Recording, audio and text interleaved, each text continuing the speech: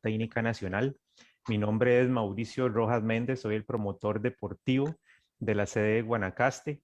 Continuando con las charlas Nutrición para la Vida, y hoy en el Día del Nutricionista aquí a nivel nacional, quiero presentarles a la profesional Mónica Umaña Alvarado, quien hoy nos acompaña con la charla Cómo leer etiquetas nutricionales. Mónica es profesora universitaria, es especialista en nutrición deportiva, tiene experiencia en el deporte de alto rendimiento, así que de verdad aprovechémosla. Quiero darle las gracias a ella de una vez, de antemano, porque nos acompaña a esta su casa, la Universidad Técnica Nacional. Entonces queremos que participen, queremos que de verdad aprendan, pregunten y se lleven conocimientos para la vida diaria y para mejorar su calidad de vida y en general. Mónica, buenas tardes. Buenas tardes. Agradecer a la Universidad Técnica Nacional por la invitación a esta charla. Yo espero que sea de provecho para ustedes. Vamos a empezar, antes de ver el tema específico de cómo leer las etiquetas, que es lo que nos interesa. Me gustaría hablarles primero de alimentos. Entonces, ustedes ven aquí que hay 4 alimentos. Está la mazorca, la harina de maíz, las tortillas y los chips de maíz. Entonces, ¿qué tienen en común estos alimentos? ¿Alguien que responda? Que todos están hechos a base de maíz. Saludos, Mónica, es Erin. Hola, Erin, ¿cómo estás? Bien, gusto. Que todos están Igual. hechos a base de maíz. Sí, todos están hechos a base de maíz, pero la diferencia está en el grado de procesamiento. Resulta que estos alimentos tienen diferente grado de procesamiento, entonces ahí la mazorca es lo más natural y de ahí vamos avanzando en procesamiento a la harina de maíz, las tortillas y por último los chips. Entonces, antes de entrar al tema de cómo leer las etiquetas, quería enseñarles la clasificación NOA. Entonces, la clasificación NOA es una clasificación de los alimentos de acuerdo al grado de procesamiento. Entonces, nosotros como nutricionistas siempre tratamos de promover el consumo de alimentos naturales y que sean lo menos procesado posible. Eso sería, digamos, lo ideal en nuestro quehacer diario. Lo que pasa es que a veces ocupamos consumir o utilizar ingredientes y alimentos procesados. Entonces, ahí es donde viene la importancia de leer las etiquetas para escoger los alimentos que sean más nutritivos, que tengan mejores cualidades, de acuerdo a lo que nosotros estamos buscando. Entonces, vamos a ver cada una de las clasificaciones. En primer lugar, tenemos los alimentos no procesados o mínimamente procesados. Entonces, los alimentos no procesados, que también son alimentos naturales, son las partes comestibles de las plantas, como las semillas, los frutos, y también de los animales, como la carne, los menudos, mariscos, huevos, leche, y así también los hongos y las algas. No contienen sustancias añadidas, entonces no se les agrega absolutamente nada, ni azúcar, sal, grasas, edulcorantes o aditivos. Entonces, como no tienen preservantes, tienden a dañarse rápido. Entonces, esos son los alimentos más naturales. Y eso es lo que nosotros promovemos en la alimentación diaria, idealmente. Pero en nuestra realidad, nosotros vamos a utilizar alimentos procesados. Después tenemos los alimentos mínimamente procesados, que son alimentos naturales que han sido alterados, pero que no se les agrega sustancias. Entonces, lo que se hace es que se utilizan diferentes procesos para cambiar el alimento. O sea, cambiar, por ejemplo, hacerlo, molerlo, descascararlo, congelarlo, envasarlo al vacío. Y estos procesos lo que hacen es que aumenta la duración de los alimentos. Entonces se pueden preservar por más tiempo. permiten el almacenamiento, ayudan a la preparación culinaria, mejoran la calidad nutricional y son más agradables al paladar y fáciles de digerir.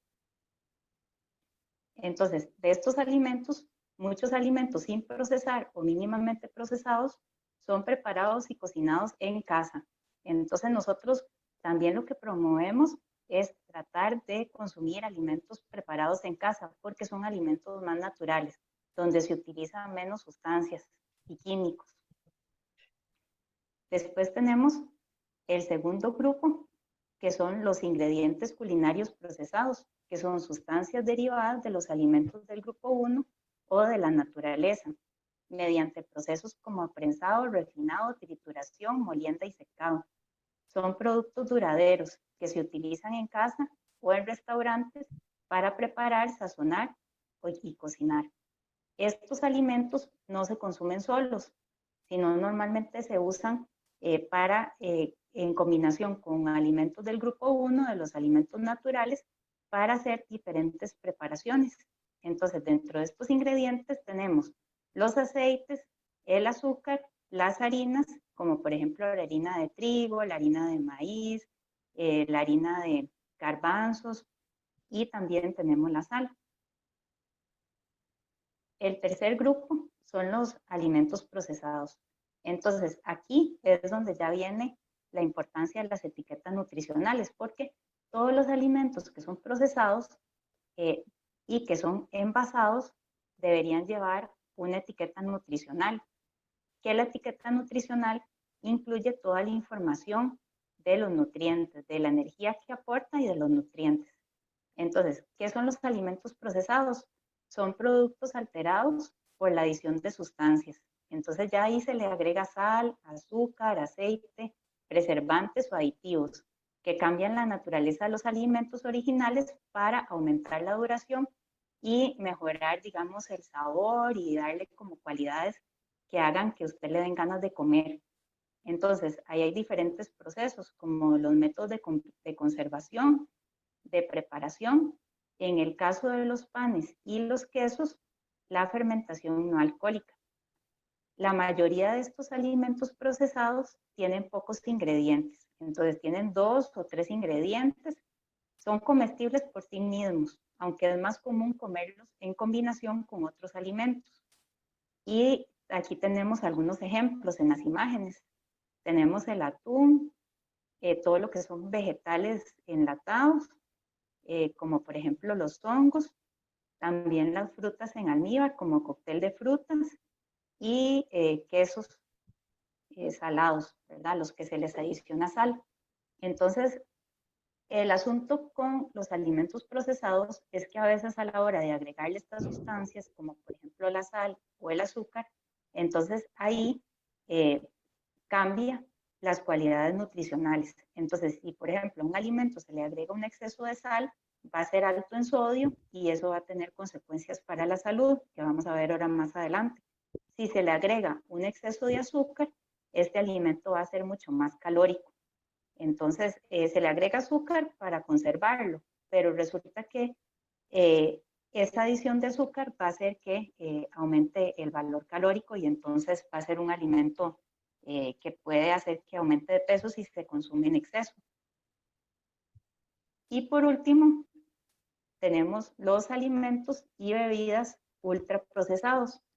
Estos ultraprocesados se han puesto de moda en los últimos tiempos, los últimos años, porque se ha encontrado una relación directa entre estos alimentos y bebidas con enfermedades crónicas no transmisibles, como por ejemplo la diabetes, la hipertensión y las enfermedades del corazón.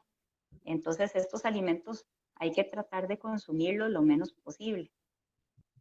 Utilizan un gran número de procesos para combinar muchos ingredientes y crear el producto final. Entonces, son alimentos que pasan por un montón de procesos. Estos productos usualmente son de marca, se dice que son convenientes, ¿verdad? Son duraderos, listos para consumir, atractivos, ¿verdad? Porque tienen mucho sabor.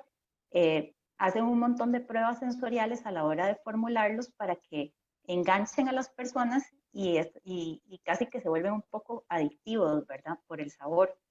Y son altamente rentables porque son alimentos de bajo costo. Entonces, son alimentos que van a salir muy bien de precio, entonces usted compra en volumen y va a estar consumiendo más cantidad. Contienen otros ingredientes que no se utilizan normalmente en preparaciones culinarias. Muchos se derivan de un procesamiento adicional de los alimentos. Entonces, ahí se les agrega otro montón de sustancias, ¿verdad?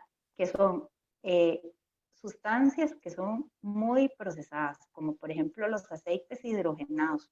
Los aceites hidrogenados, el aceite en su forma natural es líquida, pero cuando se hidrogena, lo hacen sólido para aumentar su tiempo de duración, o sea, para que no se le vaya a poner malo muy rápido. Pero el problema de los hidrogenados es que tienen grasas trans y las grasas trans aumentan el colesterol en la sangre. Entonces, ese es un problema. Después también se le puede adicionar proteínas aisladas, maltodextrinas, que son azúcares, azúcar invertido y jarabe de maíz.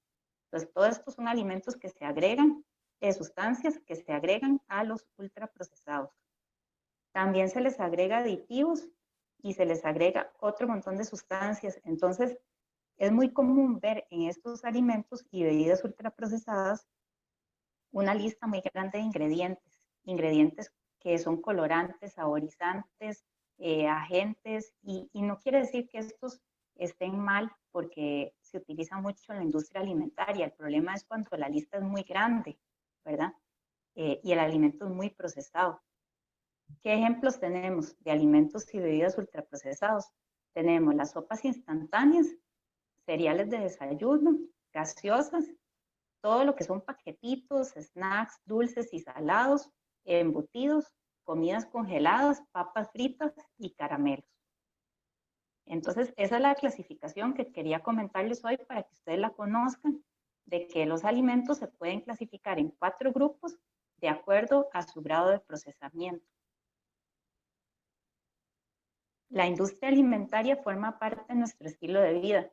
Nosotros quisiéramos, como les había comentado anteriormente, consumir todo natural, pero a veces no es posible, o sea, por el estilo de vida que llevamos, que a veces es un poco más acelerado. Entonces, cuando vamos a escoger o vamos al supermercado y vamos a comprar un producto, entonces lo que hacemos es ver la etiqueta, porque la etiqueta brinda información para tomar la decisión de escoger ese producto o escoger un producto, digamos, que nos vaya a ayudar más para lo que andamos buscando. Entonces, eso nos va a ayudar a seleccionar alimentos procesados o más saludables, que en general son los que tienen menos grasa saturada y trans, sodio y azúcar agregado. Y también nos van a aportar más fibra dietética. Entonces, ¿qué es lo que pasa con las etiquetas? Bueno, resulta que nosotros estamos en el supermercado, ¿verdad? Y entonces agarramos un producto, ¿verdad? Y lo vamos a revisar. Y ese montón de información, ¿verdad? Un montón de números y nombres y uno no sabe por dónde empezar. Entonces, vamos a ver cómo leer las etiquetas nutricionales. Entonces, vamos a ir paso por paso viendo cómo se leen. Mónica, Sí. hay una pregunta en el chat. Entonces voy a decírtela por si es pertinente que la contestes ahorita o más adelante, pero para que no se nos pase. Pregunta Alexa que si los cereales que dicen que traen fibra, que si esos entran en la categoría de ultraprocesados o no entran en categoría de ultraprocesados. Vieras que en teoría sí entran en ultraprocesados porque sí llevan todo un procesamiento, pero habría que ver, digamos, qué tipo de cereal integral es. Más bien, si Alexa, si tiene la etiqueta del cereal a mano, la podemos ir analizando también conforme vamos viendo lo de las etiquetas. Entonces, porque en general, digamos, los cereales, si uno ve el cereal, por ejemplo, no es lo mismo comer avena en hojuelas que comer un cereal mucho más procesado. Pero entonces, dentro de los mismos cereales, aquí es donde nos sirve la lectura de etiquetas, porque podemos escoger cereales que tengan más fibra, como usted dice, que tengan menos azúcar agregado. Entonces vamos a ir viendo esa parte. Lo primero que hay que revisar es el encabezado. Entonces, ¿a qué se le llama encabezado? A la parte superior de la etiqueta. Entonces, antes de entrar en todo este montón de detalles, ¿verdad? Que tenemos aquí, todo esto, antes de ver eso, lo primero que hay que ver es el encabezado. Entonces, el encabezado lo que nos va a decir es el tamaño de porción y las porciones por paquete o por envase o por recipiente.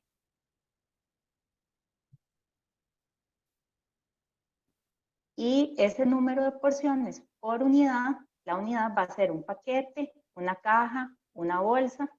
Es muy importante revisar eso porque no necesariamente la información de la etiqueta corresponde a todo el paquete, sino que puede ser que corresponda solamente a una parte del paquete.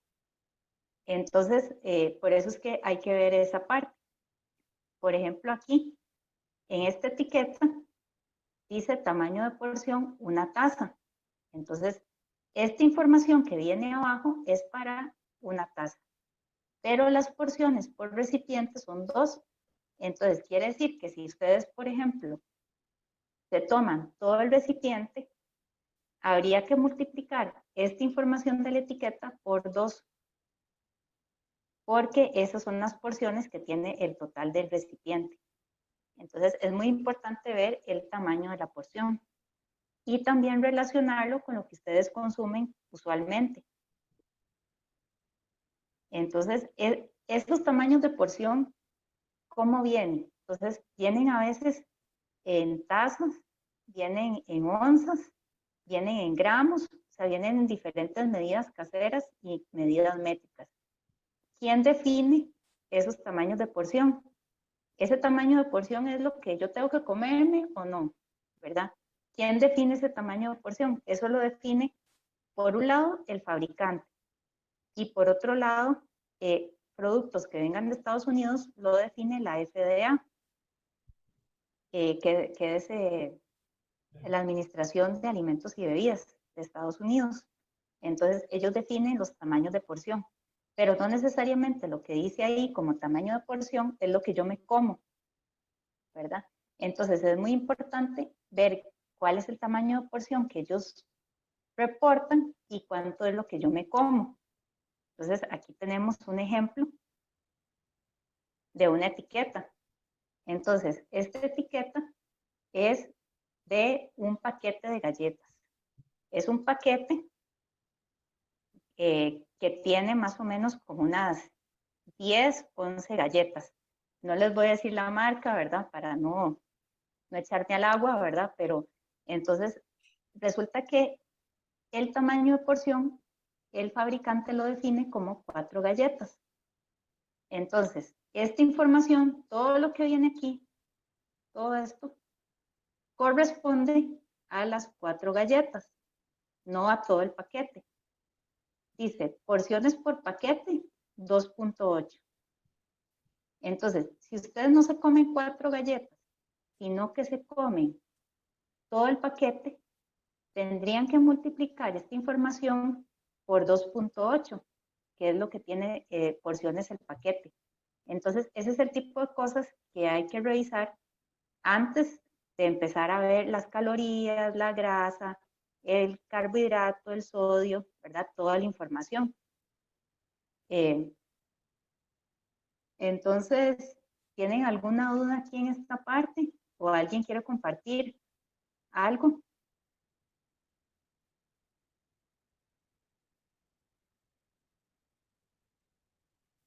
¿Vamos bien? En este momento todo está excelente. Como usted lo Entonces, dijo, Mónica, es información muy detallada y es importantísimo poner mucha atención.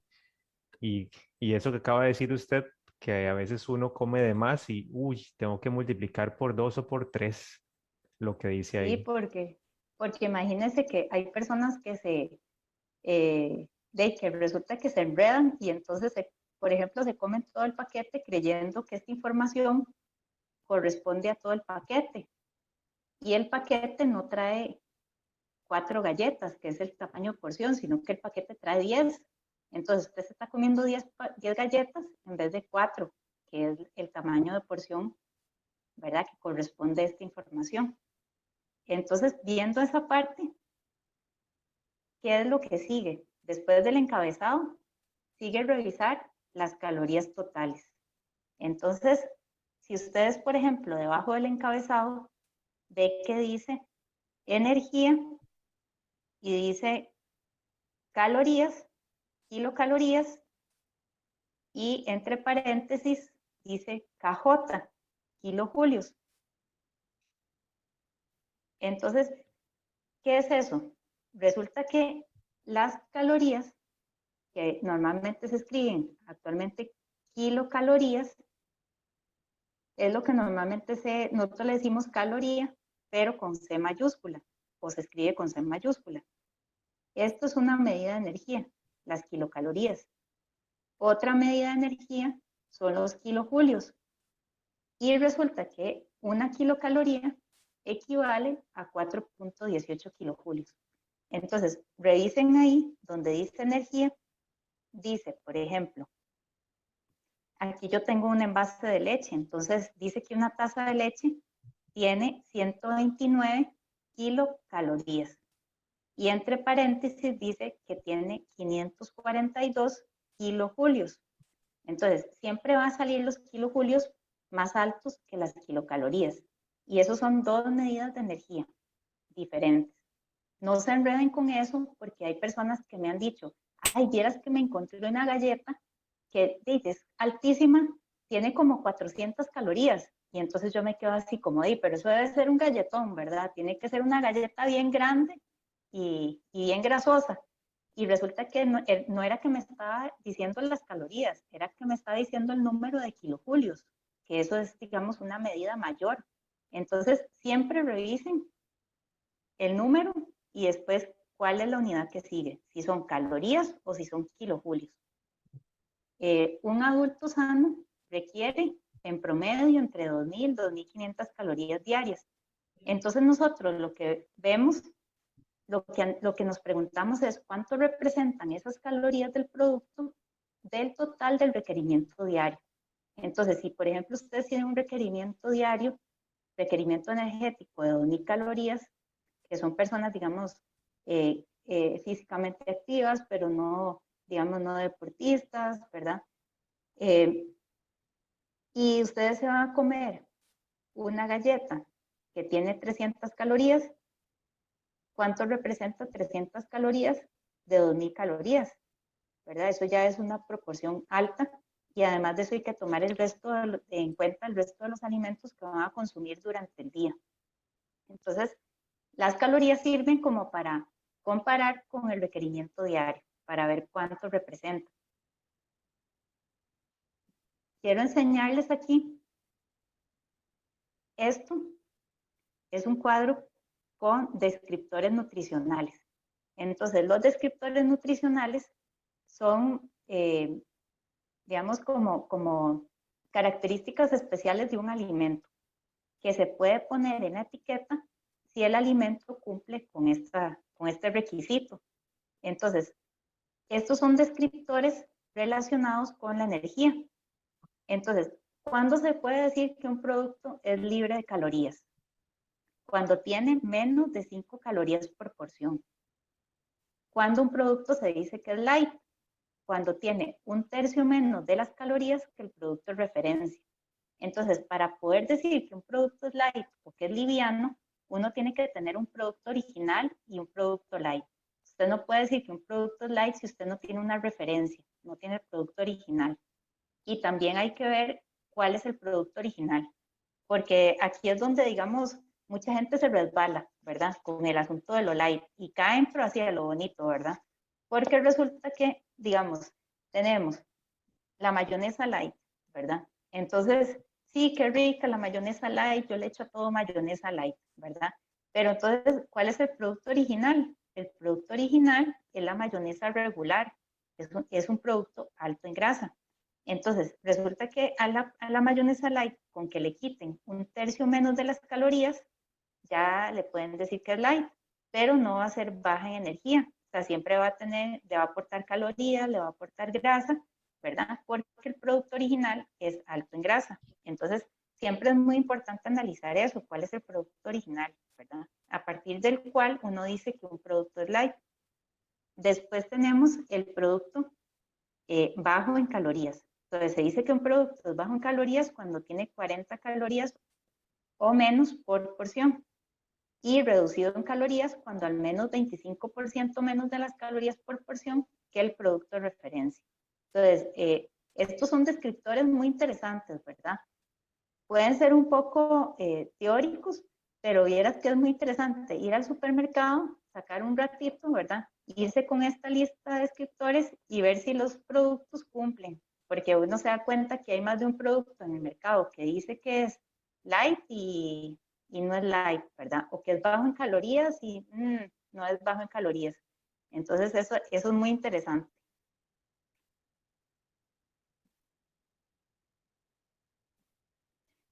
Ahora vamos a seguir con el cuerpo. Entonces, el cuerpo de la etiqueta contiene mucha información. Entonces, ahí tenemos la información de los nutrientes, como por ejemplo la grasa, los carbohidratos, la proteína. Tenemos también información de micronutrientes, que son nutrientes que el cuerpo necesita en cantidades muy pequeñas, por ejemplo, sodio, vitaminas, calcio y hierro. Aquí, por ejemplo, pueden ver que vienen los valores absolutos, por ejemplo, los gramos, y aquí viene el porcentaje del valor diario, que eso es un porcentaje que se compara a una referencia para una dieta de 2.000 calorías. Entonces, para la recomendación, para una dieta de 2.000 calorías, para esto, por ejemplo, esta cantidad de grasa, cubre el 20% de la recomendación de grasa para una dieta de 2.000 calorías. Eso es lo que quiere decir, pero me estoy adelantando un poquito. Entonces, ese básicamente es el cuerpo. Como les decía, bueno, tiene información de nutrientes en cantidades de gramos o miligramos y porcentajes del valor diario, que es valor de referencia. Entonces, vamos a tener información de la grasa total y los diferentes tipos de grasa. ¿Por qué los tipos de grasa? Porque resulta que hay grasas que son más saludables que otras. Entonces tenemos la grasa saturada y la grasa trans. Esos son dos tipos de grasa que aumentan el colesterol.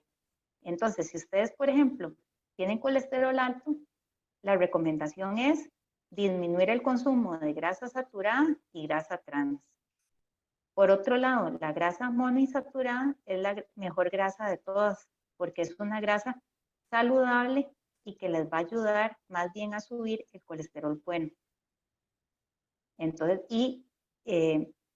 esa grasa uno busca aumentar el consumo. Después tenemos el colesterol, el sodio, los carbohidratos totales. Entonces, en carbohidrato total tenemos esto, azúcar agregado. El azúcar agregado es el azúcar que se le agrega al producto.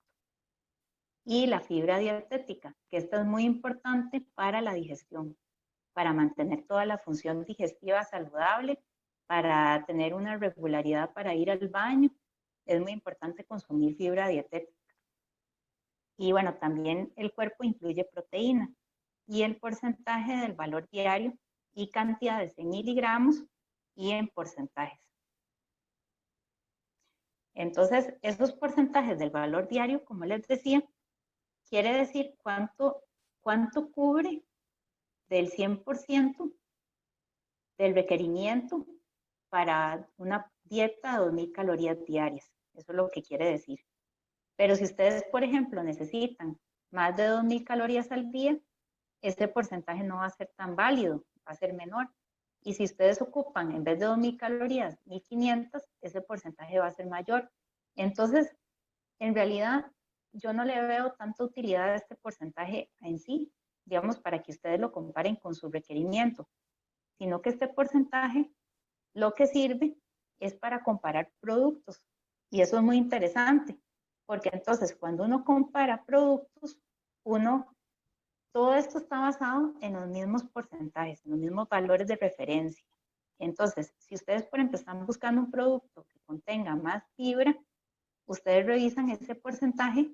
Aquí tenemos 2 ejemplos de panes. Esos son 2 etiquetas de panes. Entonces, hay un pan que dice que tiene 2 gramos de fibra y que cubre el 8% del valor diario. Y tenemos otro pan que dice que tiene menos de 1 gramo de fibra y cubre solamente el 2% del valor diario. Entonces, si ustedes están buscando productos altos en fibra, o cereales, por ejemplo, ¿cuál cereal tiene más fibra? Entonces, váyanse directamente al porcentaje que está ahí y entonces ustedes pueden comparar. Y eso es como un atajo. En vez de revisar las cantidades y todo, váyanse directamente al porcentaje. Entonces, ustedes se van al porcentaje y ahí es donde van a ver cuál de los 2 panes o cuál de los 2 cereales tiene más fibra, el que tenga el porcentaje mayor.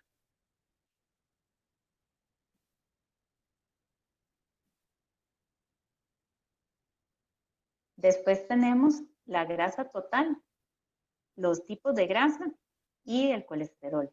Entonces aquí tenemos otra vez la etiqueta de las galletas.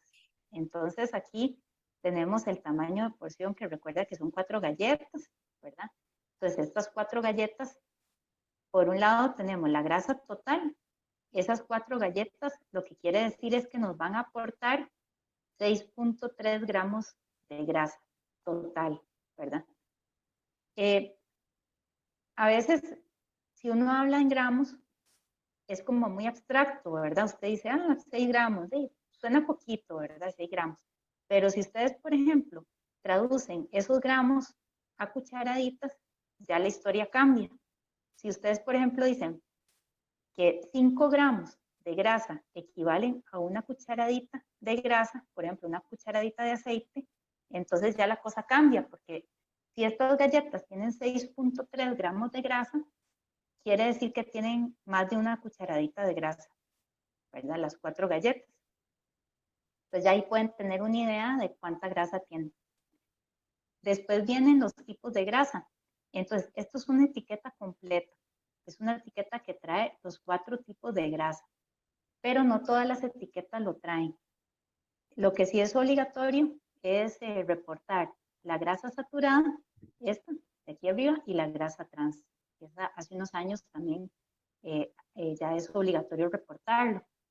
Entonces, esas 2 son las que les había dicho que aumenta el colesterol en la sangre. Entonces, que hay que tratar de evitarlas.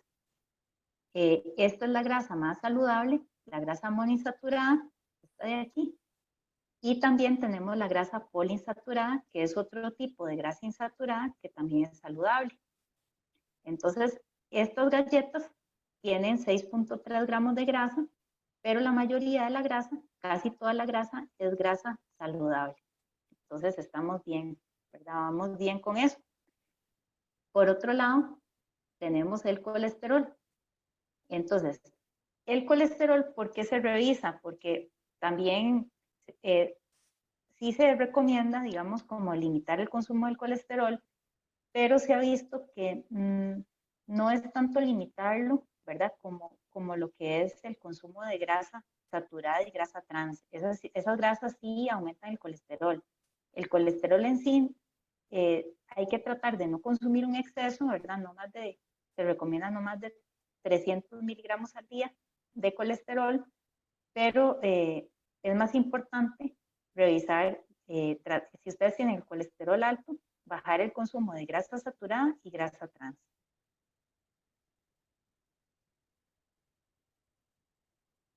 El consumo excesivo de grasa está relacionado con el desarrollo de enfermedades crónicas, como por ejemplo la obesidad, diabetes, hipertensión, enfermedades del corazón y ciertos tipos de cáncer, como cáncer de órganos sexuales, como por ejemplo mama y útero.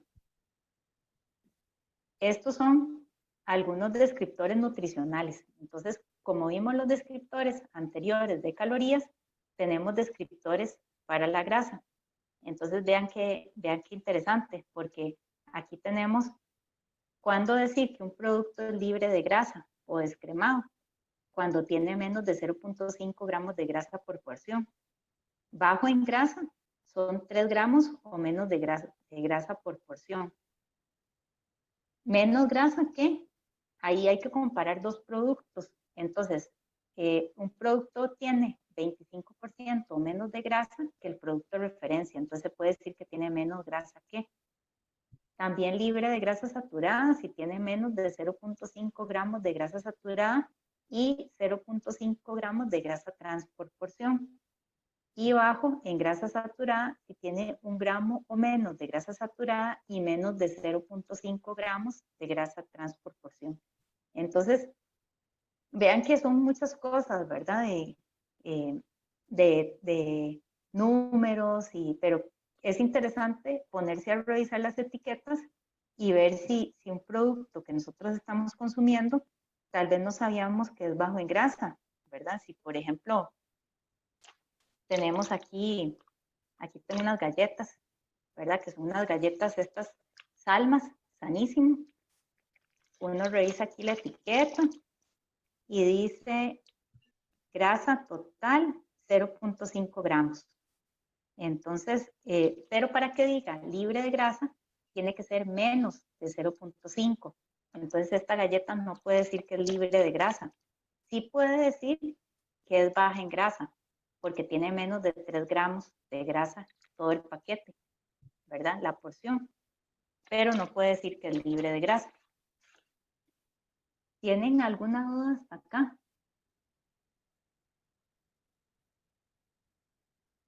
¿Alguien quiere compartir alguna etiqueta que tenga o encontró que tiene algún producto que es bajo en grasa o que es libre de grasa? Hay un comentario, Mónica, en el chat que dice que en los cereales libres de gluten para consumo de menores de 4 años, ¿en qué debería fijarse más referente a las etiquetas? Bueno, ese sería libre de gluten, sería, lo está consumiendo, habría que ver si es por una condición, ¿verdad? O es porque le gusta el cereal en sí, ¿verdad? Porque hay personas que no son celíacas o intolerantes al gluten y consumen esos cereales, entonces habría que ver. Pero en ese cereal habría que fijarse en la fibra, hay que fijarse si trae azúcar agregada, que ahorita lo vamos a ver. Entonces, ahorita vamos a ver lo del azúcar, que es muy importante revisarlo en los cereales. Bueno, y aquí tenemos cuándo decir que un producto es libre de colesterol y bajo en colesterol. Entonces, se dice que es libre de colesterol, no solamente porque tenga poquito colesterol, sino que también porque tenga lo mínimo de grasa saturada y grasa trans, porque como les dije, esas grasas aumentan el colesterol en la sangre. Lo que quiero enseñarles son estas etiquetas. Esta es una etiqueta de mantequilla y esta es de margarina. Entonces, vean que la cantidad de grasa, esta es la grasa, es parecida. La mantequilla en una cucharada, las dos comparan una cucharada de mantequilla y una cucharada de margarina. Entonces, la cucharada de mantequilla tiene 11 gramos de grasa y la cucharada de margarina tiene 10 gramos. Entonces, de ahí, la mantequilla tiene 7 gramos de grasa saturada y la margarina solo tiene 2. Entonces, si nos quedamos con esa información, nosotros diríamos, bueno, es mejor tratar de evitar la grasa saturada, entonces voy a consumir margarina. Pero entonces lo que hay que hacer es revisar la etiqueta de las margarinas, porque hay unas margarinas que sí tienen grasas trans, ¿verdad? Hay unas que ya no traen, ¿verdad? Que ya por procesos les han eliminado la grasa trans, pero todavía hay algunas margarinas que sí tienen grasas trans, que es este aceite parcialmente hidrogenado. Entonces, esas grasas también pueden subir el colesterol. Entonces, aunque un producto diga que tiene poca grasa saturada, como este, resulta que si tiene mucha grasa trans, ahí digamos que también le puede subir el colesterol. Ahora vamos a seguir con el sodio. Entonces, en el cuerpo de la etiqueta tenemos el sodio. La dieta baja en sodio reduce la presión sanguínea de muchos pacientes hipertensos y disminuye la necesidad de medicamentos. Y hay que ver que una gran parte de la población tica presenta hipertensión, ¿verdad? Y no solamente personas adultas mayores, sino que personas mayores de 20 años ya presentan altos índices de hipertensión. Entonces es muy importante reducir el consumo de sodio. Hay una excepción a eso y es cuando la persona hace mucho ejercicio y suda mucho, porque cuando suda pierde sal o pierde sodio en el sudor y entonces necesita reponer ese sodio. Pero para la población en general, la recomendación es disminuir el consumo de sodio, también no solamente para el tratamiento de la hipertensión, sino también para la prevención.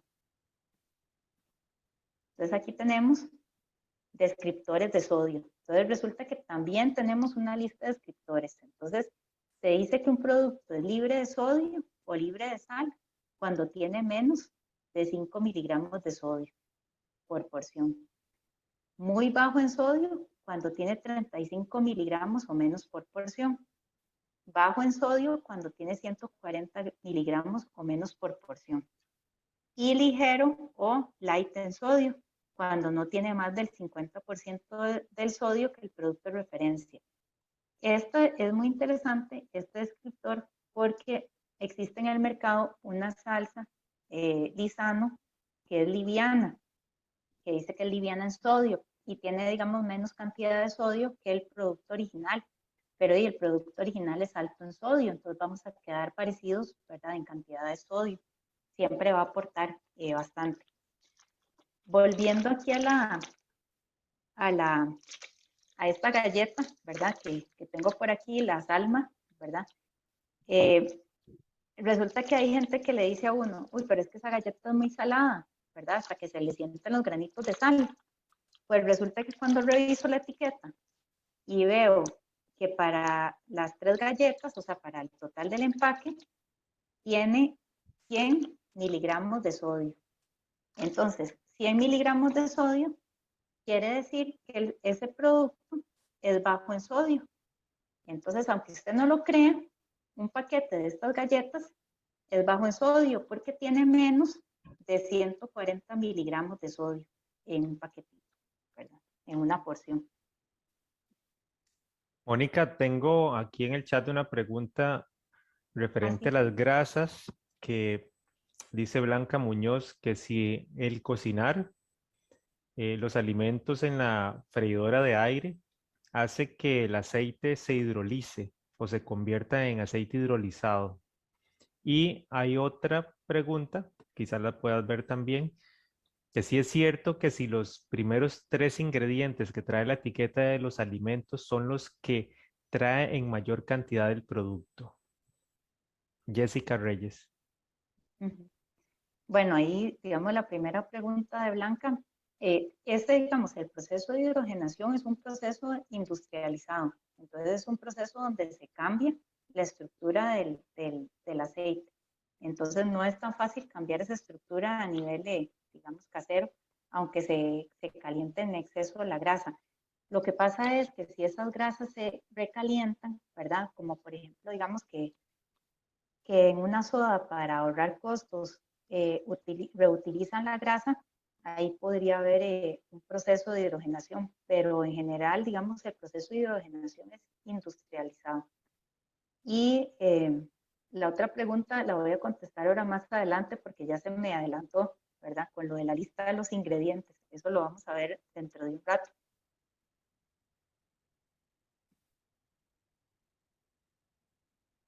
Entonces, vamos a ver ahora carbohidratos totales, fibra dietética y azúcares. Entonces tenemos los carbohidratos totales. Entonces dice carbohidrato total tantos gramos. Y abajo pueden ir fibra y azúcares. Los azúcares son los azúcares agregados. La fibra y los azúcares son parte de los carbohidratos totales. No es que digamos los gramos de carbohidratos son aparte de los gramos de fibra y los gramos de azúcar, sino que la fibra y el azúcar son parte de los carbohidratos totales. Los carbohidratos son muy importantes, ¿verdad? Porque son una fuente de energía para el organismo. Ahí lo que pasa es que últimamente se le ha dado como muy mala fama a los carbohidratos y entonces las personas tratan de evitarlos, ¿verdad? Y consumir dietas bajas en carbohidratos, cuando en realidad los carbohidratos son muy nutritivos, nos aportan vitaminas, minerales, ¿verdad? Si son carbohidratos, sobre todo los complejos, ¿verdad? Que vienen a partir de almidones. Ahí lo que hay que hacer es escoger el tipo de carbohidrato que sea más nutritivo. Se recomienda de la etiqueta, cuando ustedes revisen la etiqueta, que no más de la mitad de los carbohidratos totales sean azúcar, porque entonces quiere decir que la mayoría del carbohidrato va a ser azúcar y no va a ser almidones ni fibra. Entonces, revisan la etiqueta, ¿verdad? Y entonces dice, por ejemplo, carbohidrato total, digamos, por ejemplo, estas galletas que tengo acá, ¿verdad? Las almas, carbohidrato total 15 gramos, del cual azúcar 0. O sea, quiere decir que este producto no tiene azúcar agregado y tampoco cumple con eso, ¿verdad? Que no más de la mitad. Pero esto, digamos, de revisar que no más de la mitad de los carbohidratos totales sean azúcar, es muy útil cuando, por ejemplo, vamos a revisar galletas y cereales. Se dice que un producto es alto en fibra cuando tiene 5 o más gramos de fibra por porción. Entonces, si tenemos un pan alto en fibra, ¿verdad? Debería tener en una porción, por ejemplo, que ellos reportan que puede ser una tajada, debería tener 5 gramos de fibra mínimo. Entonces, ahí es donde a veces hay cierto engaño en cuanto a los panes, ¿verdad? Porque hay panes que nos los venden como altos en fibra y yo los invito a que ustedes revisen las etiquetas porque hay panes que se venden como altos en fibra y cuando uno revisa lo que traen en una tajada son 2 gramos, ¿verdad? 2, 3 gramos. Entonces, pues sí aportan fibra, pero no son altos en fibra. Después se dice que un producto es libre de azúcar si tiene menos de 0.5 gramos de azúcar por porción. Entonces, en ese caso, el producto se dice que es libre de azúcar. Y también podemos usar esta equivalencia de que 5 gramos de azúcar equivalen a una cucharadita. Entonces, eso es muy útil a la hora de revisar las etiquetas, ¿verdad? Y que ustedes visualicen cuánta cantidad de azúcar le agregan a los productos. Por ejemplo, si tenemos un fresco, ¿verdad? Digamos, aquí tenemos un fresco. Y resulta que este fresco, toda la botella, dice que tiene 35 gramos de azúcar, ¿cuántas cucharaditas son? Entonces nosotros dividimos 35 entre 5 y eso nos da 7 cucharaditas de azúcar. Entonces esta botella tiene 7 cucharaditas de azúcar. Lo que pasa es que el azúcar en las bebidas la agregan de forma líquida, entonces se disuelve mucho más fácil, ¿verdad? Pero si ustedes visualizan 7 cucharaditas de azúcar es un montón. Los azúcares agregados se agregan en el procesamiento o en el empacado de los productos. Hay organizaciones como la OMS, la Asociación Americana del Corazón y otros organismos recomiendan disminuir su consumo. Todo lo que ha recomendado la OMS es utilizar máximo 6 cucharaditas o consumir máximo 6 cucharaditas o 30 gramos de azúcares agregados al día. Entonces, ¿eso por qué? Porque se ha visto una relación muy estrecha entre el consumo de azúcares agregados y enfermedades crónicas. Entonces, se está recomendando consumir la menor cantidad posible de azúcares agregados. ¿Y eso por qué? Porque nosotros podemos obtener los azúcares naturales, por ejemplo, a partir de la fruta, qué cosa más rica que la fruta, ¿verdad? Y tratar de evitar esos azúcares agregados. Y resulta que el azúcar se esconde de muchas formas. Entonces, esta lista solo tiene algunos nombres, ¿verdad? Pero el azúcar se puede identificar en la lista de ingredientes de muchas maneras.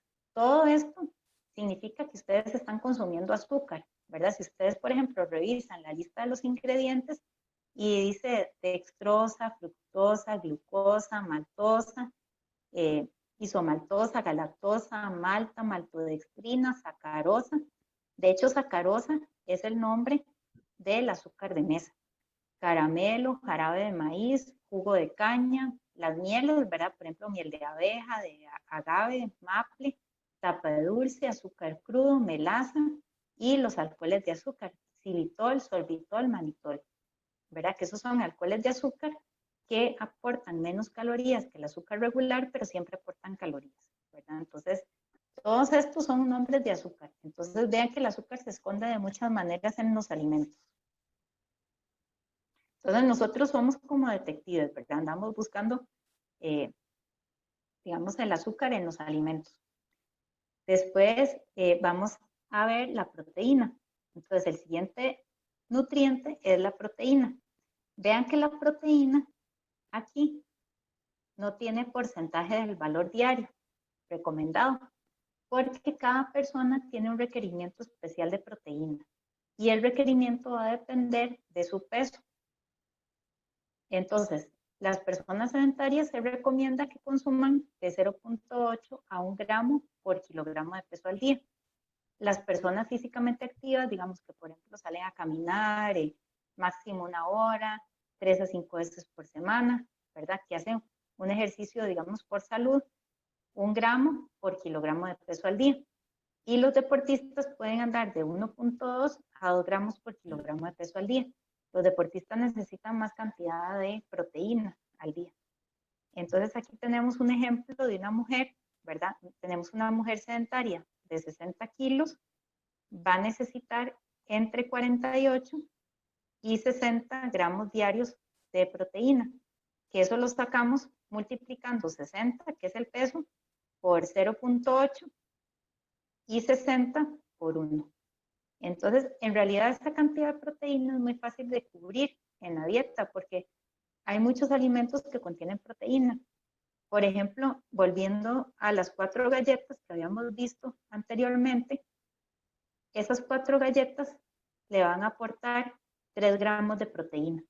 Entonces, si ella se come esas 4 galletas, se va a consumir 3 gramos de proteína del total de proteína que necesita al día. Después tenemos las vitaminas y minerales. Entonces, aquí vienen en porcentajes. Y esos son porcentajes igual del valor diario recomendado.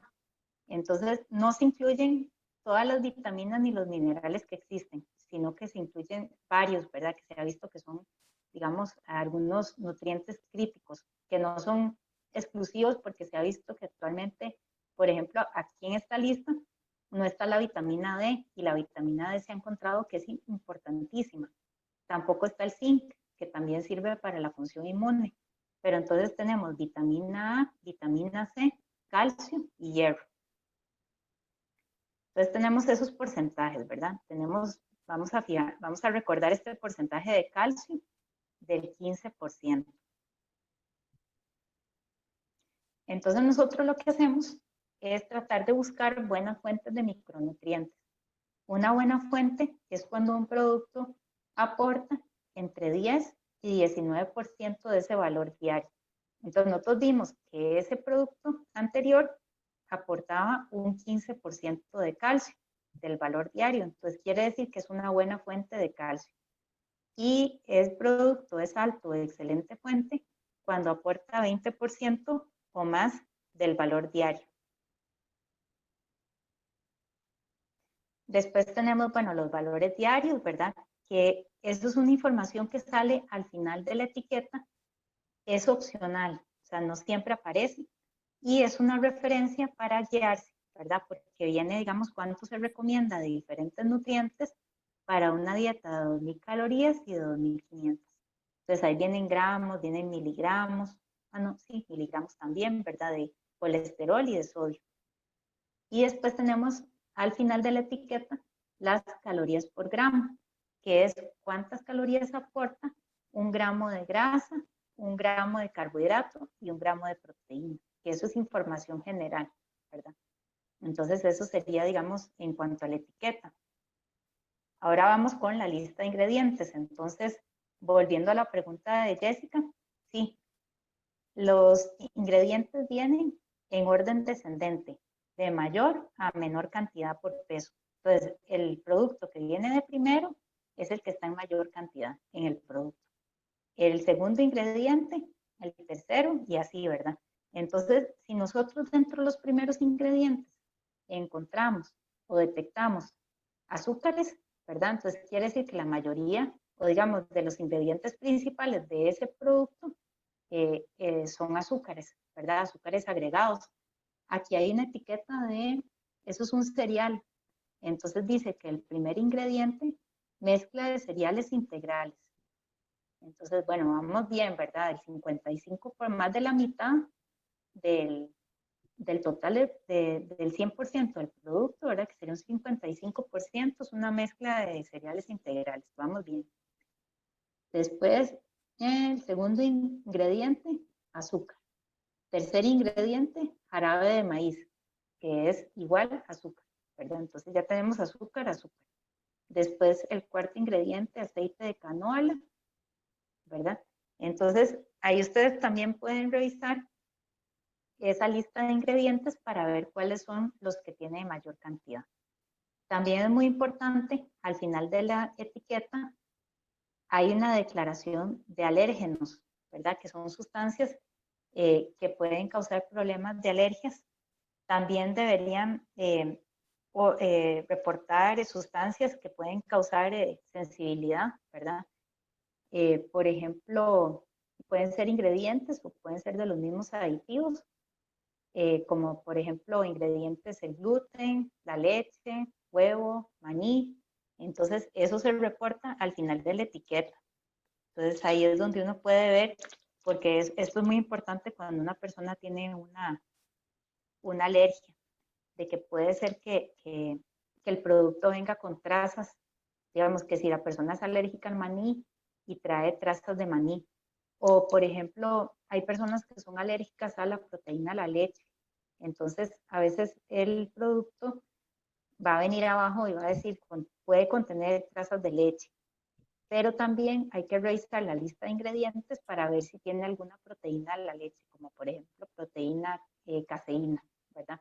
O algún producto, algún aditivo que se llame caseinato, ¿verdad? Caseinato de calcio, ¿verdad? Entonces, nosotros cuando tenemos una persona que tiene una intolerancia o una alergia, ¿verdad? Que son cosas diferentes, pero los dos están ocasionados por ingredientes de los alimentos, hay que revisar muy bien todas las etiquetas, ¿verdad? Hay que revisar todos los ingredientes y todo, ¿verdad? Porque casi que uno se vuelve un detective para ver si tiene alguna sustancia que le puede causar daño. Otra cosa importante a la hora de revisar las etiquetas, como recomendación, eh, las etiquetas a veces vienen un poco confusas, ¿verdad?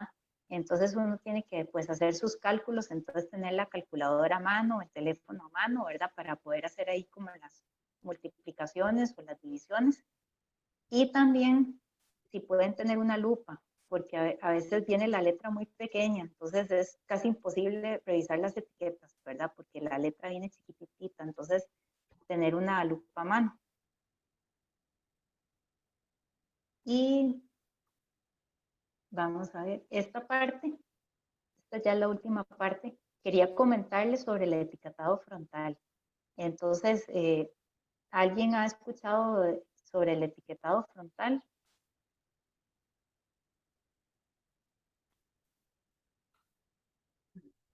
Sí, yo lo he escuchado y lo he visto. Yo, al menos, ¿José? ¿sí o no? Sí. Sí, este etiquetado frontal es una propuesta que empezó en Ecuador en el 2014 y después se ha ido implementando en varios países de Latinoamérica. después fue Chile 2016, Perú 2019, Uruguay y México 2020. Entonces, el etiquetado frontal consiste en poner unos descriptores nutricionales en las etiquetas, pero son descriptores muy directos. O sea, estos son los descriptores de etiquetado frontal para México, estos de aquí. Entonces, por ejemplo, si ustedes tienen un producto mexicano, ya los productos mexicanos tienen que traer estos, digamos, estos hexágonos, ¿verdad? Entonces, ahí lo que se hace es que dice exceso de calorías, ellos tienen como unas referencias. Entonces, si el producto no cumple con esas especificaciones, tiene que obligatoriamente poner esto, ¿verdad? Entonces, tiene que poner exceso de calorías, si tiene exceso de sodio, exceso de grasas trans, de azúcares y de grasas saturadas, que son los nutrientes críticos, ¿verdad? Que vimos que son los que pueden causar enfermedades, ¿verdad? Y que por eso hay que tratar de limitar el consumo. Entonces, imagínense que si ustedes, por ejemplo, cuentan con esta información a mano, ¿verdad? Porque la etiqueta va a tener ese sello, ya usted lo piensa 2 veces para comprar el producto, por lo menos usted lo compra ya sabiendo qué es lo que tiene, ¿verdad? Entonces, que nadie le diga que no sabía porque ya usted sabía, ¿verdad? Entonces, aquí abajo hay unos ejemplos. Esto es un cereal, el de acá. Entonces, vean qué interesante, es un cereal que le ponen exceso de calorías, exceso de azúcares. Esto es un paquetito, un snack, de esos paquetitos para picar. Entonces le ponen exceso de calorías, exceso de grasas saturadas y exceso de sodio. Y esto es una bebida gaseosa que le ponen exceso de calorías, exceso de azúcares. Entonces, eso nos ayuda a tomar decisiones, ¿verdad? Eso es algo muy sencillo que puede ayudar a mejorar la salud pública en los países. Y es algo que se está implementando en varios países y que esperamos que eso se llegue a implementar aquí también porque nos ayudaría muchísimo. Es una información mucho más directa. En vez de ponerse a revisar las etiquetas, igual ustedes la pueden revisar, pero ya nos van a decir directamente si un producto si tiene un exceso de sodio, tiene un exceso de grasa o tiene un exceso de azúcar agregado.